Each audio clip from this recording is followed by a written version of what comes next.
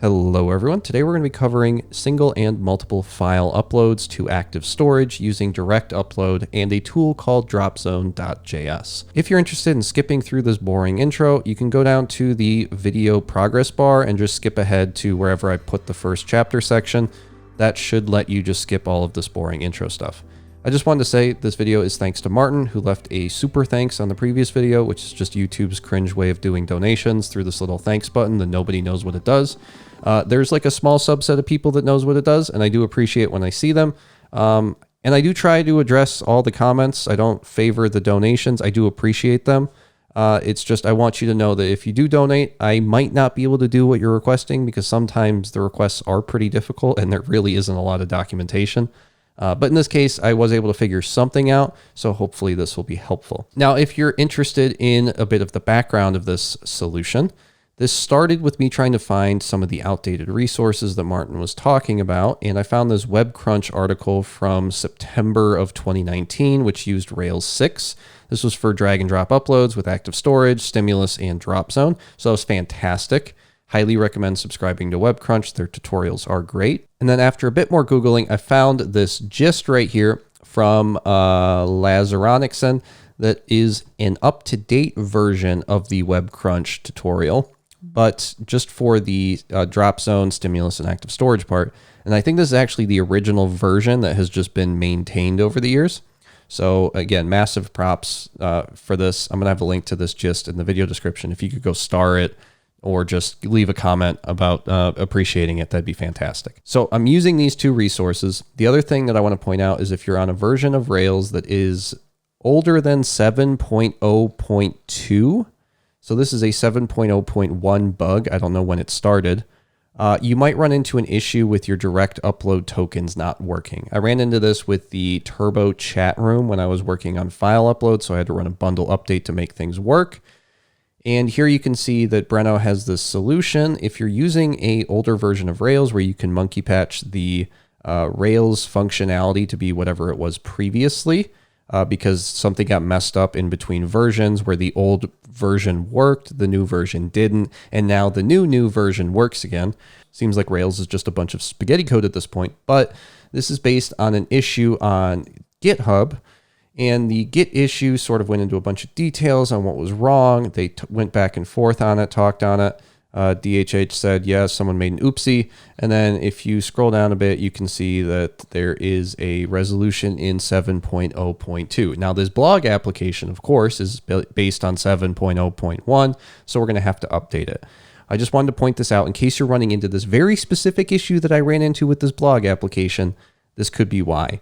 We're just going to be using a basic scaffold, but I do like to keep this in the beginner series, so I'm going to be updating the application itself so you can just see how the bundle update works out for me. The last thing I want to point out is that this does use dropzone.js. The link for this is dropzone.dev/js. I'll have a link to this in the video description. Let's go through a demo real quick. This is the basic idea. You have a post, you click edit, and then you just have a way to dump a couple files onto the post.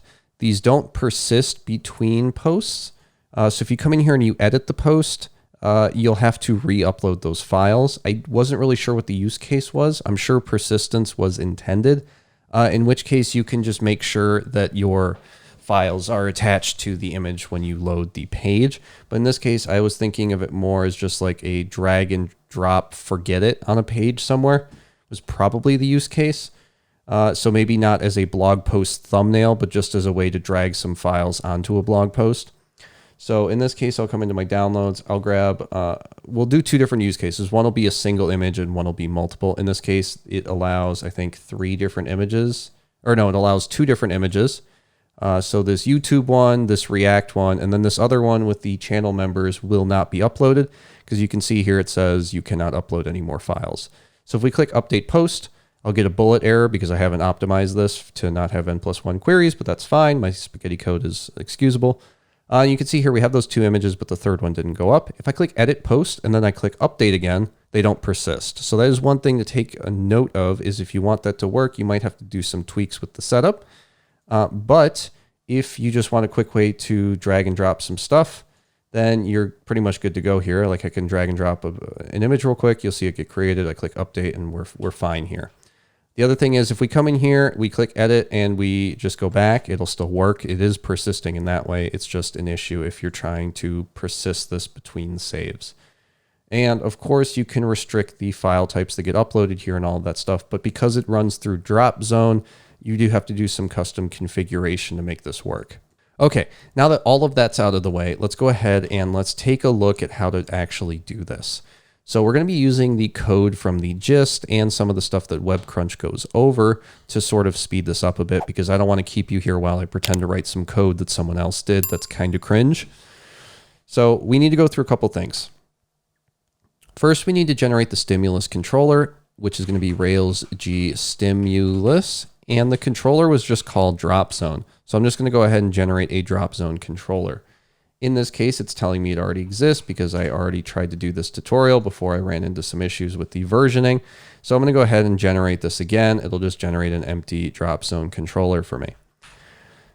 Now that I have that Dropzone controller, the next thing to be aware of is if you're doing this on a blank Rails application, you're going to want to do a Rails active_storage:install command, which will generate your active storage migrations. After that, you're going to want to run a Rails db:/migrate command to migrate your database. This will allow you to do file uploads.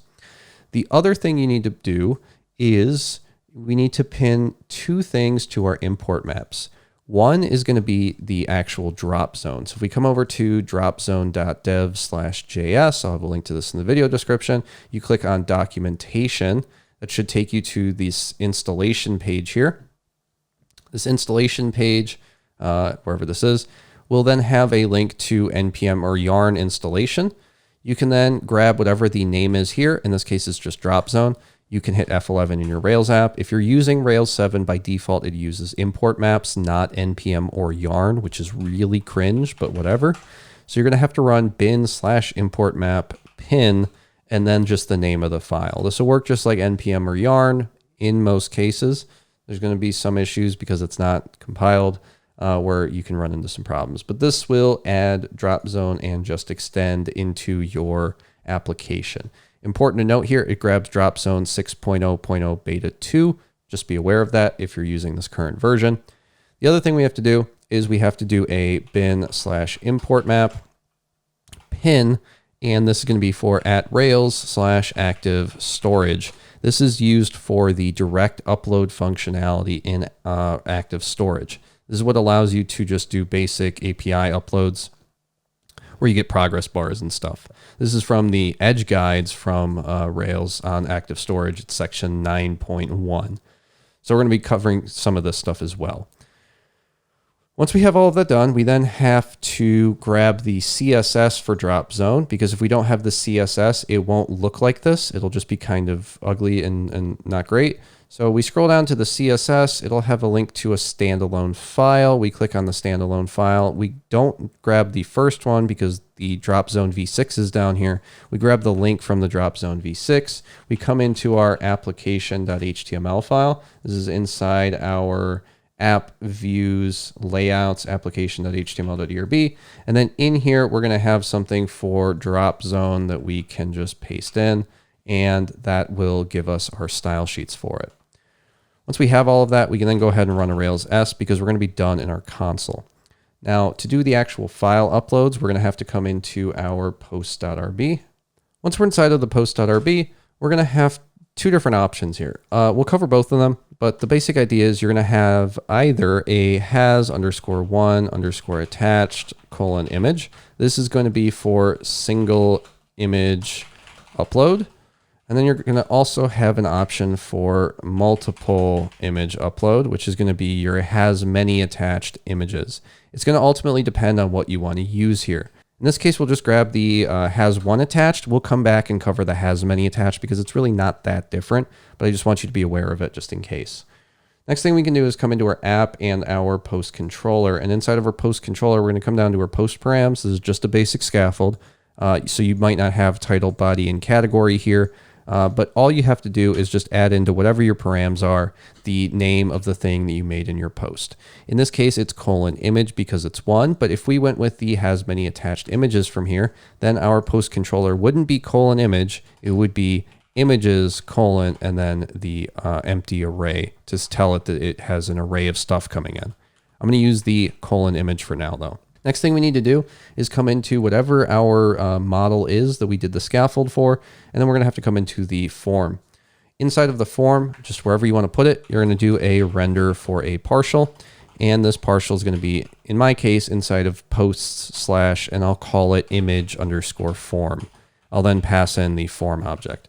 The reason why I'm doing this is because inside of the gist, which is again linked in the video description, the form here is linked right here in the index.html.erb, but I want to keep it inside of a partial. So we'll come into our post, right click, new file, underscore image, underscore form.html.erb, and then we can paste this in. We can now talk about what this is. So again, you're going to have some CSS from Dropzone. You can just ignore that. Make sure your classes are the same just to make sure stuff works. You can try to customize it after.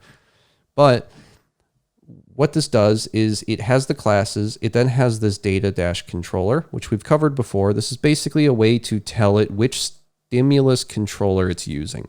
So it's data-controller, and then the controller is Dropzone.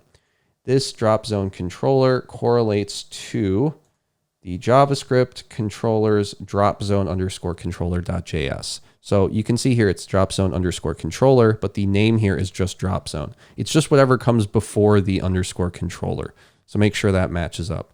The other thing we have here is the max file size for Dropzone and the accepted file types. Now you don't have to use this stuff. This is optional. But if you do want to set a max file size or anything like that, you'll see how to configure this. In my case, the only things I really added here were the ability to upload multiple files. So it really depends on how you want to do this. But the basic idea is you come into your Dropzone configuration section, which is going to be somewhere in here.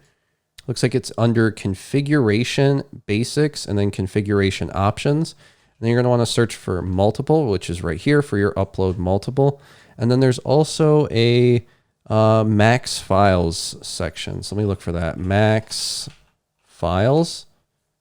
I don't even know if this is actually something, but we'll take a look at it.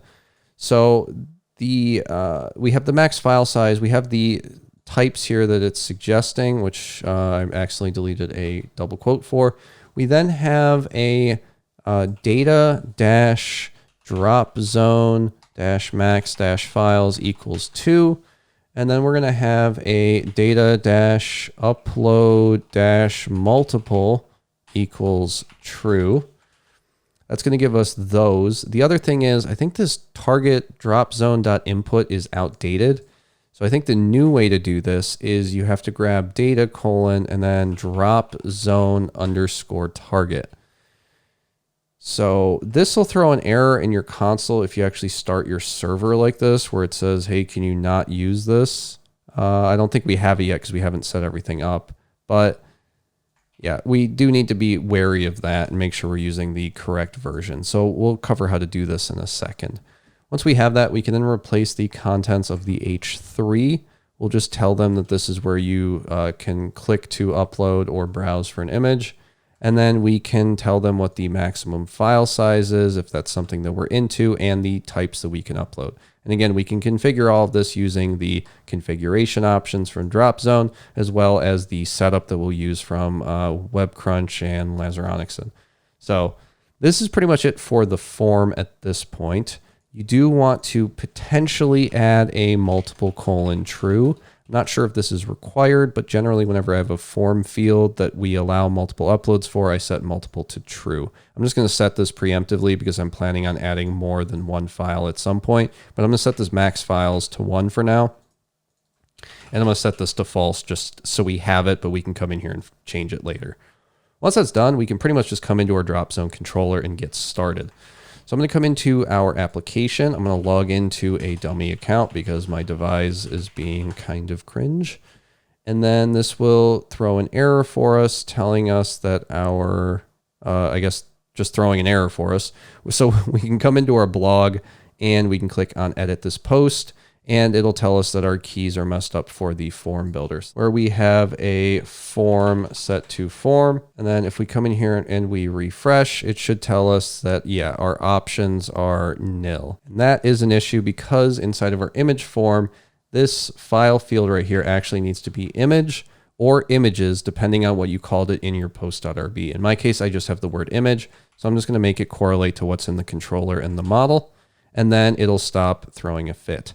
Now you see here we have the choose file option, and we have the click here to upload or click here to browse. That has the CSS styling, so it already does the mouse over stuff, but there's no JavaScript behind it. So no matter how much I click, nothing will work. So that's kind of not great. But okay, we can now come into our Dropzone controller, and like good little noodles, we're just going to do a console.log, and we're going to say we connected to the Dropzone controller.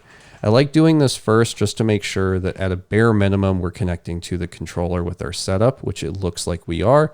So we're now good to go. We're going to come into the Dropzone controller just right here, and we're going to grab the helpers. So we're going to start here.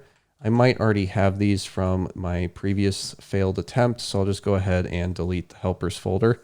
Actually, I'll just keep the helpers folder. You're going to create a folder inside of JavaScript called helpers, and then you're going to create a file called dropzone.js, and then you're going to paste the helpers in there. We have a couple here. I'll go through each one just to sort of explain what they do.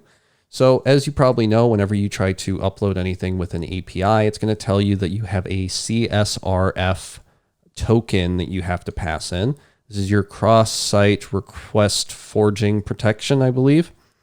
This is a method to get that token, which calls a method called findElement for a meta name tag. It then checks for the element. It also has a remove element and an insert after function. These are all pretty self-explanatory things. We do need these inside of the Dropzone controller, though. You could create these in the Dropzone controller, but I'm just assuming this was a cleaner way to do it. It seems cleaner, so that's probably why they did it. But let's take a look at this meta name thing, because this is always a little bit confusing. We did this in the TurboChat application, actually, but the way this works is if you go into your header file or if you go into the head in your HTML and you scroll down a bit, you'll see a CSRF param, which is your authenticity token, which is what Rails will yell at you for if you don't have it and you try and do a form update. And then you have your CSRF token. What this is going to do is it's going to do a find element for CSRF-token inside of your meta name, and then it's going to pass in the name here. So inside of our Dropzone controller, we're going to use this to get the token so that we can attach the token when we try to upload an image so that it can go through the direct upload, and then the direct upload can store the image in active storage. And then if you actually update your post, it'll then link to that active storage image. That's the basic workflow here. We can then come into our Dropzone controller and import this stuff. So I'm going to be copying all of this from this gist, just as a heads up. I'm not writing this code myself, but we're going to start just by importing Dropzone from Dropzone. We're then going to import direct upload from @rails/active storage. That's where we get it from. The last thing we're going to do is we're going to import all of those helpers. Now, you might have to change how this import works if you're working on like Heroku or something, because I don't think they like the relative imports. So you might have to change the .. here, just as a heads up. Once we have this, we then want to create a list of static targets. This is how we grab that. Let me come into this form and close it. This is how we grab this file field input here, which has the data Dropzone target of input. The Dropzone tells us which controller it is. The target tells it that it's a target in that controller. Inside of our Dropzone controller, we declare a list of targets with the name of input, which matches this input right here. This Dropzone target tells it which controller to connect to. Once we have this, we can then come into our connect method and we can just do a console.log. We could say this.input target. It's singular target because there's only one input here. If we save this, come over here and refresh, come over to console, you can see that this is now console logging out that input element here. Now again, I get comments about this all the time. Sometimes I use document.findElementById. Sometimes I use all the stimulus stuff. I like the document find by stuff just because it's universal across multiple frameworks. This whole stimulus setup where you have to do all of this extra work just to do a document find by, kind of cringe, not a fan, but whatever, it exists. We'll use it. We'll do it the proper way. Just because the code already exists though. But I want it on the record that I would prefer the inefficient way just because it's what I'm familiar with. Okay, we have this ability to grab this input target. How are we going to use this? Well, the first thing we're going to do is we're going to say, let's hide the file input. So we'll come in here, we'll call this.hide file input. We can get rid of our console log here for the input target. So we'll try and hide the file input. We can do that by creating a function called hide file input. And all we're really going to do here is we're going to say this.input target.style.display is equal to none. And then we're just going to set it to also be this.inputTarget.disabled equals true, so that this won't work.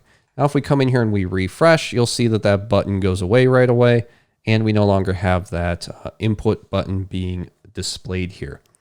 The next thing we want to do is we want to create a drop zone. So we can start in our connect. We'll do this before the file input. I just wanted to show what that looks like. And the create drop zone is actually going to be a function all the way at the bottom of what we're doing here. And this is just a basic function, takes in a create drop zone, takes in a controller as a parameter, sorry. And then inside of this, what we're going to do is we're going to say, let's do a let drop zone equal new drop zone. And we'll pass in the controller.element, comma, and then a set of braces. And inside of these braces is where we're going to have all of our parameters. So what do I mean by parameters? Well, inside of the drop zone config, somewhere you have this whole list of options here that we set up earlier. And I don't know if it's it might be in the imperative section. They vaguely cover how to do this. Basically, you pass in whatever the element is, which in this case, we're grabbing the controller.element, which I think in here we can do something like, it might be console.log this.element. So let's just try this and see what this does. I'll hit save, I'll refresh. Yeah, so this is just going to display this entire drop zone that has the data-controller on it. So whatever has the data-controller, when we console log out this.element, that'll log out that entire element. When we call controller.element, because we're passing in this as the context, we can then call the equivalent of this.element down here. So that's what we're passing in, is the element that this drop zone is bound to, and then a list of configuration options. This list of configuration options, there's a lot of stuff. It wants some stuff that we can provide off the bat and some stuff that we have to customize. First one is the URL, which is just coming from the controller's URL. Now, the controller, the this.url stuff inside of our image form, you're going to naturally have some stuff like the URL provided based on the way that this is set up, because this is all coming from a form. It's already going to have the URL and stuff defined for it. So if we come back to our blog demo and we just check this out, you'll see it has the data-direct-upload-URL, which is set to localhost port 3000/rails/active storage/direct upload. And we'll have some other options on here as well that we can use, of course. So we're going to want the URL, and then let me grab the rest of these because they're all kind of boring. We're going to want to grab a set of controller headers, which we have to create, a set of controller files, which we have to create. I'm actually just going to copy all of these because you don't care enough to see me type all these. So we're going to have the max files, which is max files, max file size, which max file size, accepted files, add remove links, upload multiple, and then auto queue set to false. We'll talk about that in a little bit. So what do all these things actually do? Well, these are all going to be getters that we're just going to put inside of our controller here. But we do need to do two things. One is going to be a call to create a direct upload. I don't actually know if this is used or not, but it is a function, create direct upload, which takes in a file, a URL, a controller, and it returns a new direct upload object, which is a file, URL, and controller. So this direct upload object is coming from this active storage direct upload import. So just keep that in mind. The other thing we're going to need is the ability to create a direct upload controller, which just takes in a source and a file. And we're not using that yet, so I'm not going to spoil what that's from. Okay, where do all of these headers and stuff come from? This is going to be a big list of getters inside of our controller here. So after we create this drop zone, we bind some events, and then we're pretty much done here. I'm going to just go ahead and copy this. The basic idea is we call this .bind events, which we'll do in a second. We set dropzone.autodiscover equal to false because I guess that's some kind of weird quirk with how dropzone does errors in the console. Once we have this, we will do our bind events. Our bind events we'll put below the hide file input just to make sure this matches up with the notes from WebCrunch and the gist. We basically go through and we create a bunch of different events for things that can happen with Dropzone. So these are listed out on the Dropzone website. You're going to want to sort of kind of just shamelessly copy paste what's here, and then we can sort of talk about what they do. But we have a event for when we add a file. It does a set timeout, or it checks if the file was accepted. If the file was accepted, then it tries to create a direct upload controller, which passes in this as the context, and it passes in the file, and it calls start on the upload. When we try to remove a file, make sure this is in the right set of braces, it's going to be the same thing for the removed file. It just calls file.controller to make sure it exists, and then it calls remove element. Now, what is this remove element function, you might be asking? Well, that comes from our helpers and our Dropzone helpers. So inside of our Dropzone helpers, we have a remove element, which is just removing the element from the parent node. Basic JavaScript stuff there. The next one we have is for canceling the Dropzone stuff. So this is just a on cancel, which again does file controller, and it does file.controller.xhr.abort, which I guess just aborts the file transfer. We then have a processing, which is just going to set your submit button equal to disabled. And then you're going to have a queue complete, which is going to be a similar situation, which sets the disabled equal to false. I don't actually know if these are used, but I just grabbed them just in case. Once we have all of these, we now have all of our events bound. We can then create all the getters for our controller stuff down here inside of our create drop zone.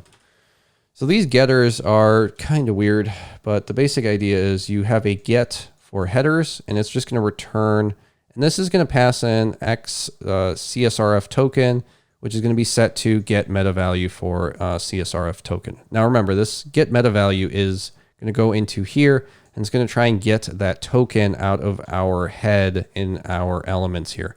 So this is just going to pass in CSRF-token as the name, which is why it's called name here, and then it's going to search for that inside of the meta. And then after all of that's done, it's going to set the x-csrf-token to be equal to this ugly string here. And Rails on the back end is going to be able to understand what you want with that. We call this headers. We put it inside of a small object here. That way inside of our drop zone, we pass in a object that has headers, which has a brace, which has a XCSRF token inside of it, which has the token value, because this needs an actual headers object. It's not the most elegant solution, but it is the one that we have. The next thing we need to do is we just need to start getting some attributes off of our file input here. So you can see we have all these different data-uploads, data-dropzone max files, data-direct upload stuff. So we're just going to grab some of these. We're going to do this first one with just a this.inputTarget.getAttribute for the upload URL, which is why we can just call URL and we don't have to call data-direct upload down here.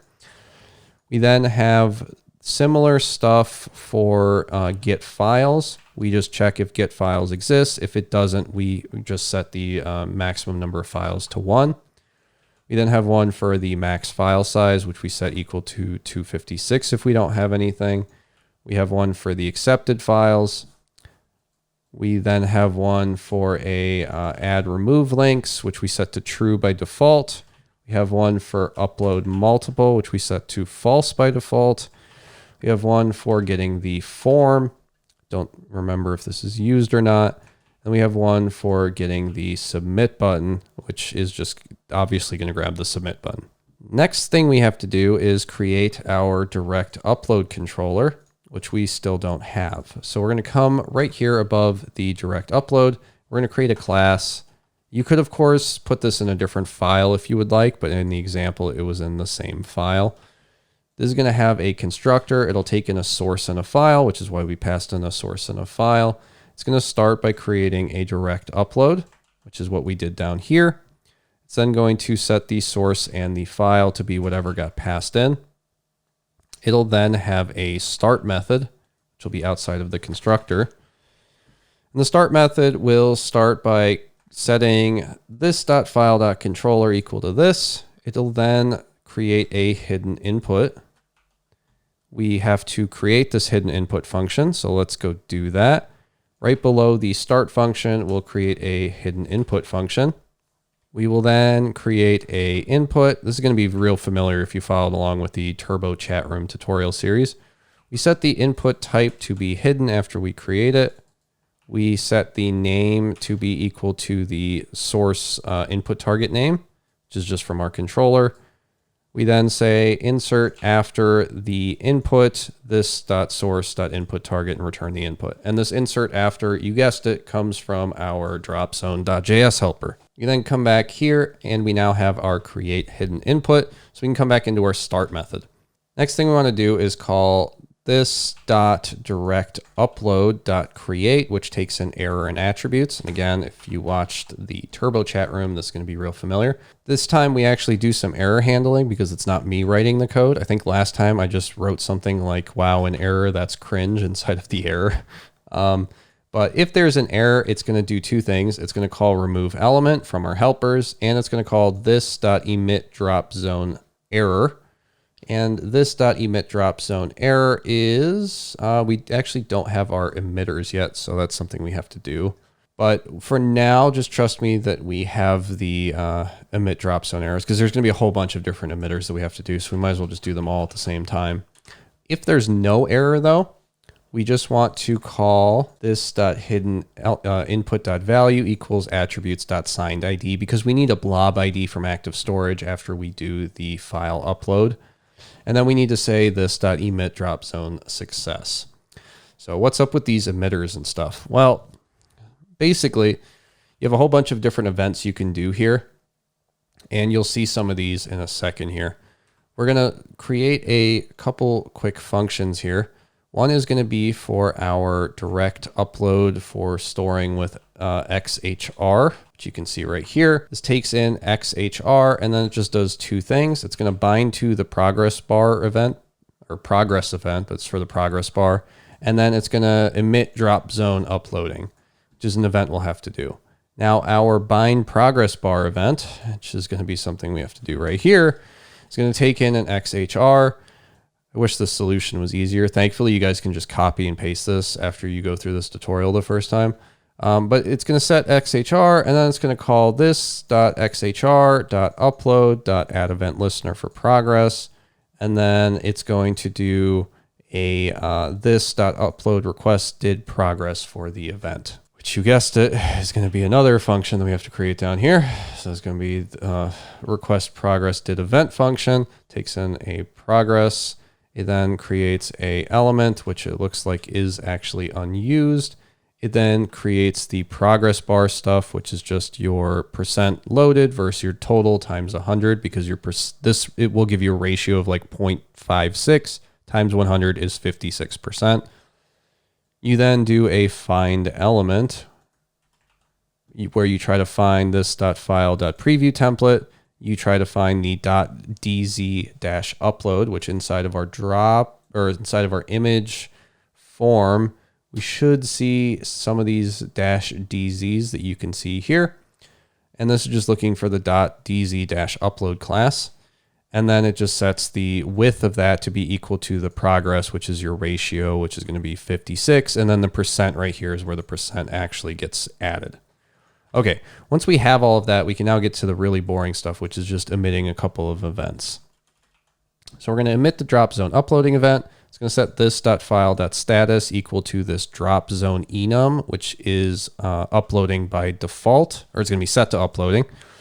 It can then call this.source.drop capital Z zone. That doesn't seem right. I guess it is, maybe. That's just the way that this is set. I don't know why the Z is capitalized, but whatever. So it's going to emit the processing event when you're uploading. The next one you're going to have is a error event. It's going to be emit dropzone error. It's going to set this.file.status equal to error. It's going to set it's going to call the source dropzone emit error, and then it's going to emit the completed after it does the error. The last one we're going to need is the success, which is going to be similar, except it's going to be success instead of error for both of these.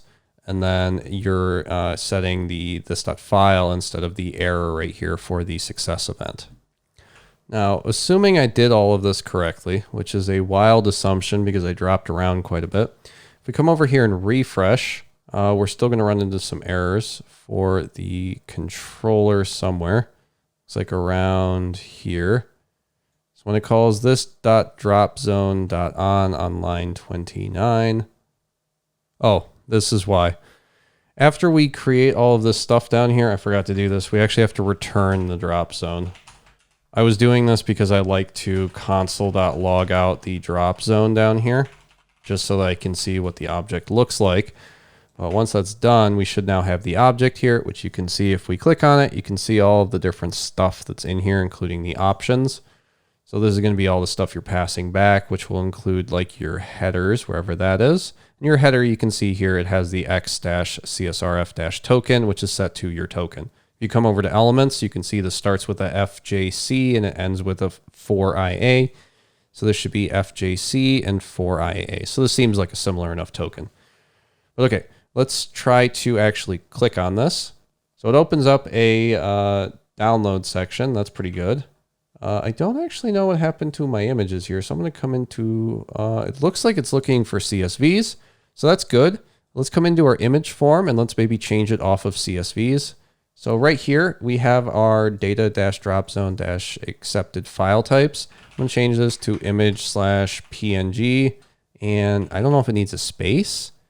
Images/JPEG. Or maybe it's image/JPEG. Let me go look up what the accepted files are. So I'm going to come over to the configuration options. That's going to be down here in basic configuration options. I'm just going to look for accepted. It looks like you can do image/star and then it's comma separated. So instead of doing PNG/JPEG like this, we could do a comma here, or we could just do a star. So I'm going to just do the star for now. We can come back over to our blog, refresh this, click on this, and now it's looking for images, which is cool. So I'm going to try to grab the members. So we can see here we get an error, but we get all of the stuff we expect. So we get a status code of 500. I'm willing to bet this is the token error. It's probably not going to say here, but inside of our actual console, it also won't say it because I reconfigured the logger. So let's go into our Rails log and our development log. I'm going to hit F11 and I'm going to scroll all the way down to the bottom here to see what this error is because I'm willing to bet it's that stupid token error. Yeah, right here. Invalid direct upload token error. This is the thing where it's broken unless you update your version specifically off of what I have.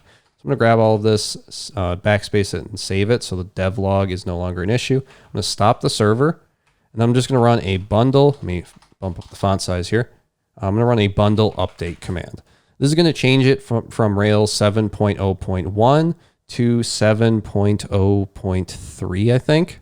So let me type Rails-V, and it should say 7.0.3.1.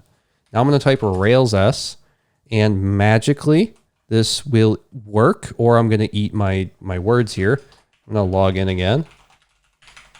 There we go. I've logged in. It's going to error out. I'm going to refresh. And now I'm going to click on this and I'm going to try to upload the members. And magically, for some weird reason, that's going to work. So the post says it was updated. The thing we have to check now is we have to actually display the post. So let's come into our post partial right here. And we'll just do it above the body. So right here, we'll just say, let's do a image_tag for post.image.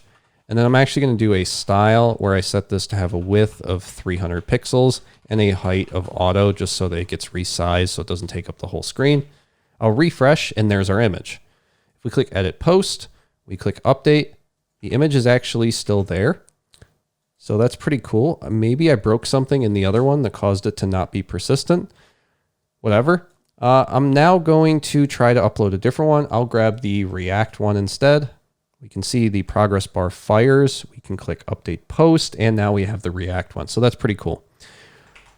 Now, what I'd like to do is, well, I guess we should click edit. Let's make sure we're thorough. I'm going to try and drag and drop one on here just to make sure this works. I'll change it to this one with the YouTube stuff. So we can see it works just fine. I'll click update. That's good. Let's click edit. Let's drag this on here. Or actually, let's drag the React one on here. And we can see that we can't upload more than one file. So let's remove the first one. So that seems to be working. What I want to do now is convert this to a multiple upload. So to do this, there's a couple different steps we have to do. First one, we're going to come into our post. We're going to change this from has one attached to has multiple attached.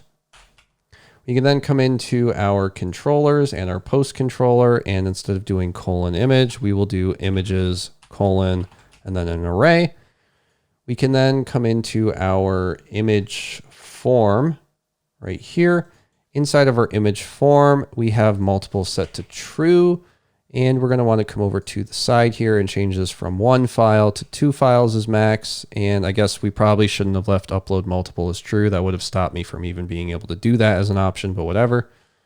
Once we have that, we could be good here. I'm going to go ahead and click edit and just see what happens. I'm going to click my file explorer here. I'm going to go into downloads. I'm just going to grab 2 files and try and drag them on here. Looks like both of them uploaded. I'll click update post. Now we're going to run into an error because undefined method image. We need to convert this from image to images. So let's check that out. So here in the post partial, we do an image tag for the post.image. So let's iterate through this. We'll say post.images.each do image. I'll make sure I spell image correctly. And then we can do the image tag. I'll hit end, and I'll get rid of this extra space here. I'll hit F11 again. I'll come in here and I'll refresh. And now if we, let's update this. We'll upload, I don't know, this cool Rails picture and this emoji. I'll click open. That'll upload both of them. I'll click update post. And then it's not displaying anything. Because this needs to not be post.image, it actually just needs to be image because we're iterating through it for each one. I'll hit refresh. Oh, this is why. I just realized this needs to now be images, not image. We can come in here, click edit this post. We can try to drag 2 images here. We can hopefully click update. We'll now get a bullet error, which is good because we are actually trying to render multiple. That's probably my fault because in the partial, I am doing a equal sign here because I thought that was the issue. So let me get rid of that. We'll now have both of these images being displayed here. So you should now have a basic idea of how to use this with the Rails 7 workflow. Hopefully this was helpful. Hopefully this is what Martin was asking for with his donation. And yeah, I just want to say once again, thank you for the support. I do also appreciate the fact that people like WebCrunch and Lazaronixon are making these resources. Again, I'm not going to pretend that I know what I'm doing here. I just kind of run around and I copy what other people are doing and I try and give credit when I do it. So yeah, hopefully this was helpful. Hopefully this is a good intro to drag and drops. I'm sorry that it's so complicated. But this is sort of what you get when you try and make something like this work, is a lot of beating around the bush, unfortunately. But yeah, hopefully this was helpful, and hopefully I will see you in the next tutorial.